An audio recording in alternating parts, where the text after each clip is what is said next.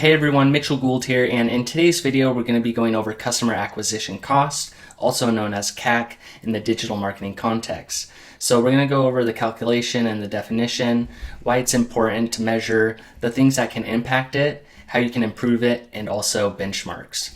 So starting off with the definition, it is how much money a company spends on marketing and sales to get one new customer within a specified time period. So you take the total marketing and sales spend and you divide that by the number of customers, and that's going to give you your customer acquisition cost or your CAC. So let's say you spent $10,000 on marketing and sales in a quarter, and during that quarter you got 100 new customers. You would have a CAC of $100. So it costs you $100 to get that new customer during that time. I'm going to just do a quick caveat on cohort and activity views because that can impact how you're measuring your CAC. I'll probably do a future video on this that goes in more depth, but it's important to remember when we're talking about cohort and activity views with CAC that, as an example, let's say in January you spent $10,000 and you got 50 leads, and then you got 3 customers from that cohort in that month. Some sales cycles are going to be longer, so if you get 50 leads in 1 month, the sales team is going to continue to work those, and depending on your service and product, that sales cycle could be months, quarters, even years. So that initial ad spend of $10,000 is going to continue to bring in customers over time. So if you're looking at the January cohort, you may have seen 3 customers just in January, but if you go a couple months after these customers, you might get a couple additional customers coming in because the sales team finally closed them. So the customer acquisition cost for that cohort will go down. You can also take a look at the cumulative customers by month. So let's say this red line represented in January. You might have more than 3 closes coming in cumulatively in January because you could have a close coming, say, from November.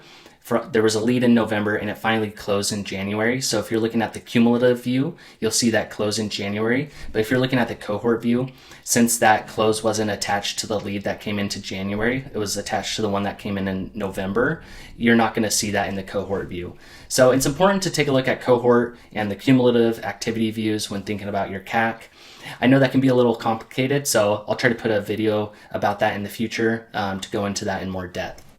So why it's important to be measuring your CAC, it really helps you understand your return on investment and your business's financial health. So if you know how much it costs to acquire a new customer and you know how valuable that customer is to you, like what their lifetime value is to you, you can do the lifetime value to CAC ratio and understand if you're having a positive return or if you're having a negative return. So ideally you want your lifetime value to be, 3x what it costs for your customer acquisition. And that can vary by industry too, but you want to make sure you're getting more value from your customers, monetary value from your customers, than what you're paying for your customers.